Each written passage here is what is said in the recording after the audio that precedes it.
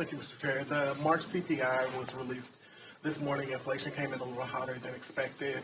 Rent, car insurance, home health care, a lot of the kitchen table issues that Democrats focus on came in, a little higher than expectations. I want to know what your message is to Americans out there who hear the message of, the jobs being created, wages up, a lot of the macroeconomic indicators, but may not be feeling it because of these kitchen table costs. What's your message to Americans out there? The Democrats stand ready to work to lower the costs that everyday Americans face. The burdens from housing affordability to childcare to prescription drugs. We are the group who is advocating for proposals to lower those costs. And if given the opportunity to lead in this chamber, those are the policies that we're going to advocate. But it's not lost on us, and I appreciate the question that, oftentimes we talk 15 million jobs, rebuilding bridges, roads, all of these things, incredibly helpful because that all takes people who are performing the work and lifting up those employees and those jobs that are created. But to everyday Americans who are just going around, their districts in California and Arizona and Washington, taking their kids to school, going to church, going to work, we know that they're feeling that concern. We know that they're feeling pinched, post-pandemic, that it's difficult. And we stand ready to work to lower those costs and lower those burdens that they face. And we're the only ones who have policies that will actually do that. I'll yield briefly to the vice chair and then the chairwoman as well on this because it's so important. Thank you, Chairman Aguilar. Jobs are up, GDP growth is up, wages are up. You know what else is up? Corporate profits.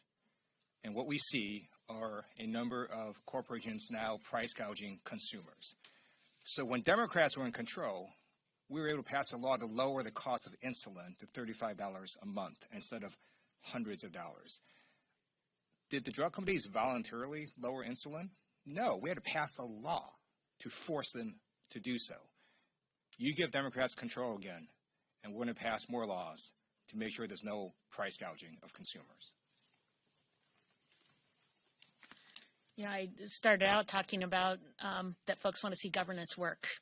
And part of governance working is making sure that we have folks who are actually going to see the issues that are facing the American people and help move us forward. And all we've seen from this Congress, from the Republican majority, is chaos, dysfunction, and extremism, no focus at all on actually moving forward policies to help the American people. In fact, many of the policies that we see that are helping right now are policies we passed when we had President Biden and a majority in the House and were able to pass critically important legislation. So we have the plans, and we have and are talking to the American people. What we need is folks to govern, and I think people understand that. They see the chaos and dysfunction. They know that Democrats want to actually move our country forward and address issues. We're happy to talk about policy, not just put forward messaging bills that are going nowhere. And I think that has a big impact on people all across the country.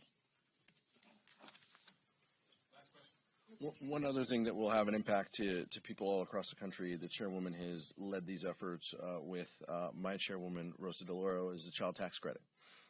There's a proposal right now that would deliver help and assistance to families directly. House Democrats overwhelmingly supported that. We hope the Senate takes it up, and that's something that we can do if we govern, and that's what you've heard us say.